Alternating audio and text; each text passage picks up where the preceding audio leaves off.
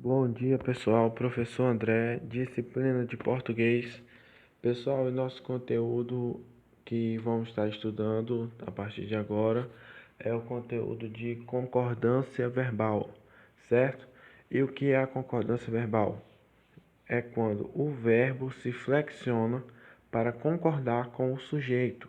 Exemplo: o aluno estuda, os alunos estudam. Então, olha só.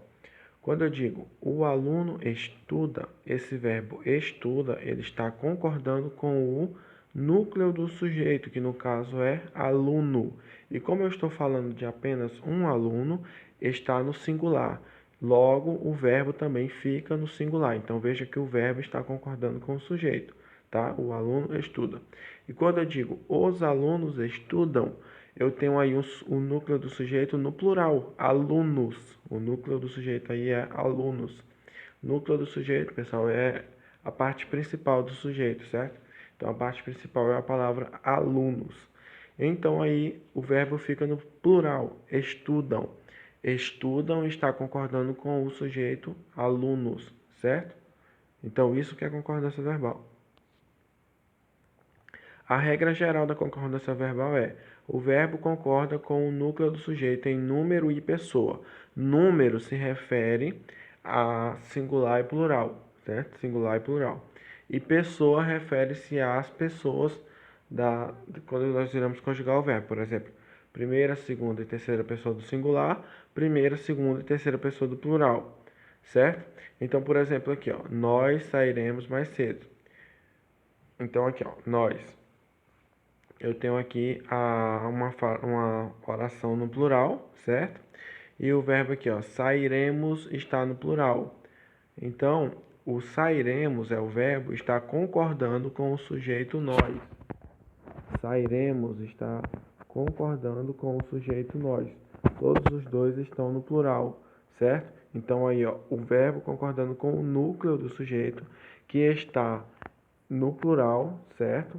E está no plural e o verbo também está no plural. Então ele vai concordar, no caso, com o sujeito, certo? Nós sairemos. Agora vamos ver o que é um sujeito simples e um sujeito composto. Sujeito simples é aquele que tem um só núcleo. Sujeito composto é aquele que tem dois ou mais núcleos. Então eu falei para vocês que o núcleo é a parte principal do. Por exemplo, quando eu digo assim, os alunos, o núcleo é alunos e não os alunos. O sujeito é os alunos, mas o núcleo, a parte principal do sujeito é aquela que é a parte principal ali da oração é alunos. Então aqui, ó, sujeito simples. Quando você tem um sujeito simples, você tem apenas um núcleo. Então aqui, por exemplo, ó, eu adoro filmes de terror. Então aqui só tem um sujeito, no caso, eu. Tá? Os sujeitos estão grifados aí com a cor verde. Agora nessa outra parte, nessa outra oração aqui. Os meus primos chegaram de viagem. Então, aqui você também tem apenas um sujeito, que no caso é os meus primos. E o núcleo do sujeito está grifado, tá? Então, primos é a parte principal do sujeito. Então, esse é o núcleo do sujeito. Então, você só tem o núcleo do sujeito aqui, ó. Primos. Então, é um sujeito simples. Aqui na terceira, a avó de Sofia adora livros. Então aqui, ó, a avó é o núcleo do sujeito. Então eu só tenho um sujeito, um núcleo do sujeito, logo eu tenho um sujeito simples. Agora vamos ver o sujeito composto. É quando tem dois ou mais núcleos. Por exemplo, João e seus amigos jogaram futebol a tarde inteira. Então, João aqui, ó, é um núcleo e amigos é outro núcleo. Então eu tenho dois núcleos do sujeito, então eu tenho um sujeito composto. Eu tenho uma oração com sujeito composto porque eu tenho dois núcleos do sujeito, certo? E aí, ó, observe que o verbo ele vai estar concordando com o núcleo do sujeito aqui, ó. Jogar está concordando com amigos, certo? A gente vai ver já já. O importante aqui é que eu quero que vocês vejam a questão do sujeito simples e composto. Por exemplo, aqui, ó, doces e frituras prejudicam a saúde. Então eu tenho um núcleo do sujeito doce e tenho um núcleo do sujeito frituras, certo? Então eu tenho dois núcleos do sujeito, eu tenho dois sujeitos, então eu tenho um sujeito composto nessa oração.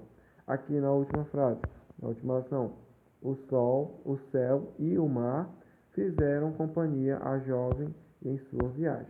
Então, olha só, eu tenho sol, céu e mar, eu tenho sol, céu, mar, como núcleo de sujeito. Então, eu tenho três núcleos de sujeito, então eu tenho três sujeitos nessa oração, logo eu vou ter aí um sujeito composto, certo? Então, o núcleo do sujeito é essa partezinha principal aqui, ó, aquilo que está formando um sujeito novo.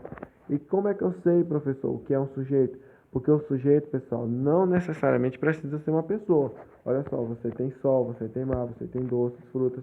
Pessoal, para você achar o sujeito, é só você procurar o verbo. Então, a primeira coisa que você faz é procurar o verbo. Por exemplo, aqui, ó. Aqui, ó.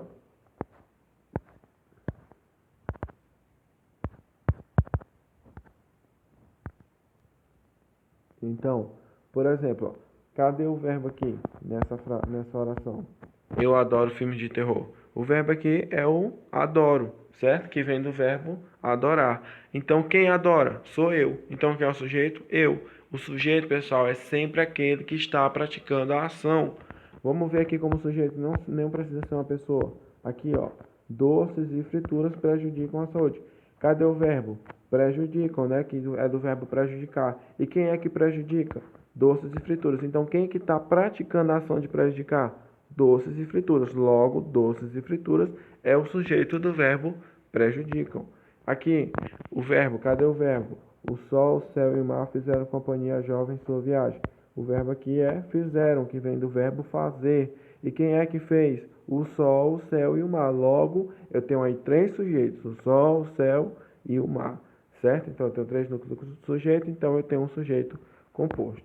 Certo? Pessoal, outra coisa também. Muita gente pensa que o sujeito composto é quando você tiver no plural. Por exemplo, se eu disser assim: os estudantes estudam bastante. Muita gente acha que aí você tem um sujeito composto, porque a palavra estudantes está no plural. Não é assim que funciona. O que determina se sua oração está no sujeito composto, se na sua oração tem mais de um sujeito, mais de um núcleo do sujeito, é isso daqui, ó. É o núcleo.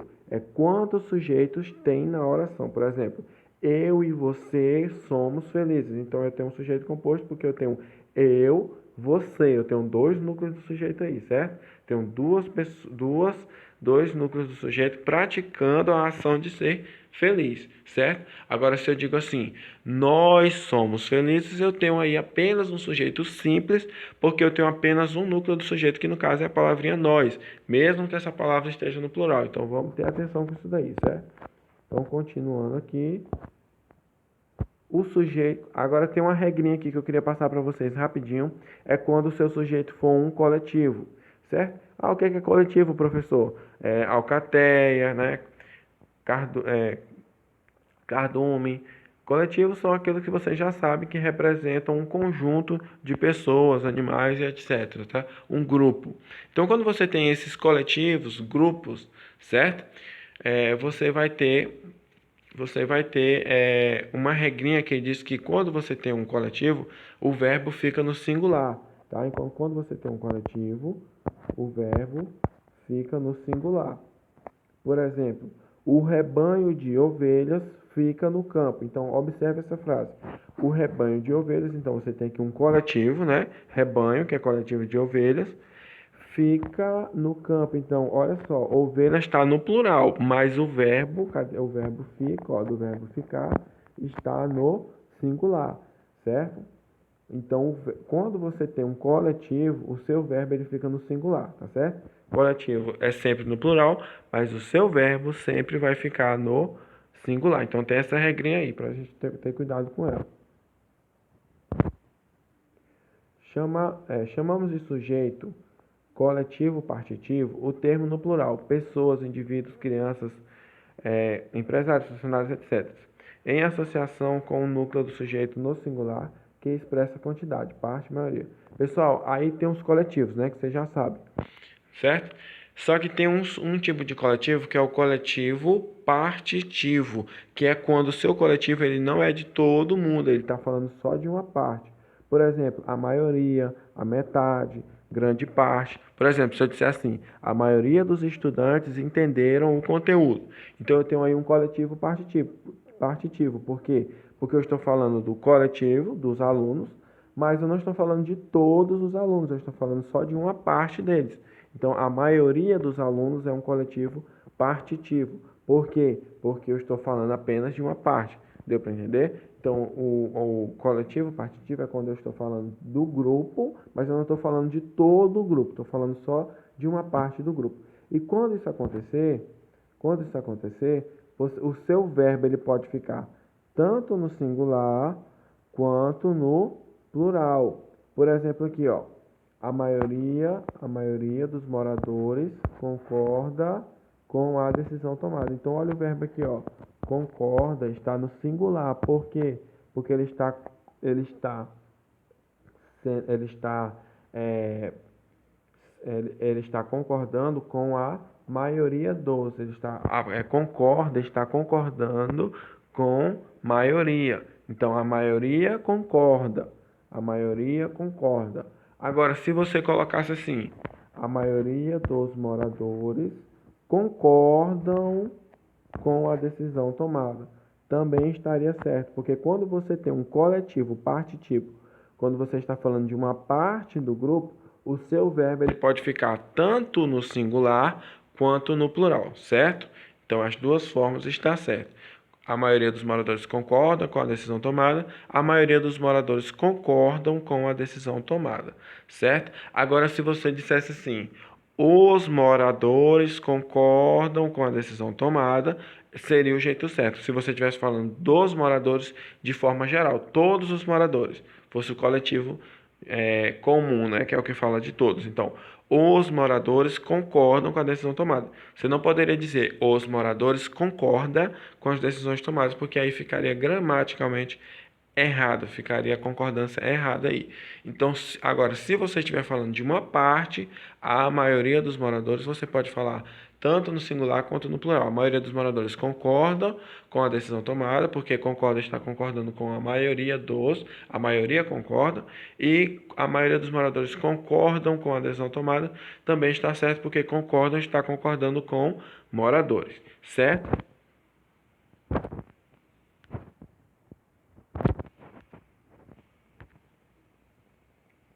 Pessoal, então essa foi nossa aula de hoje sobre concordância verbal, tá? Concordância verbal, ela trabalha com o verbo concordando com o sujeito. Aí tem essa questão do sujeito simples, sujeito composto, quando for um coletivo, quando for um coletivo partitivo, certo? Então a gente vai trabalhar isso melhor nas nossas próximas aulas. Eu sou o professor André, tá? Para quem não me conhece ainda. Agora nós estamos tendo a nossa primeira aula aqui online, mas é referente ao conteúdo que estamos trabalhando em sala de aula. Certo? Então, espero que todos tenham compreendido o assunto. Qualquer dúvida, vocês podem estar entrando em contato comigo. Boa sorte a todos e até a próxima aula.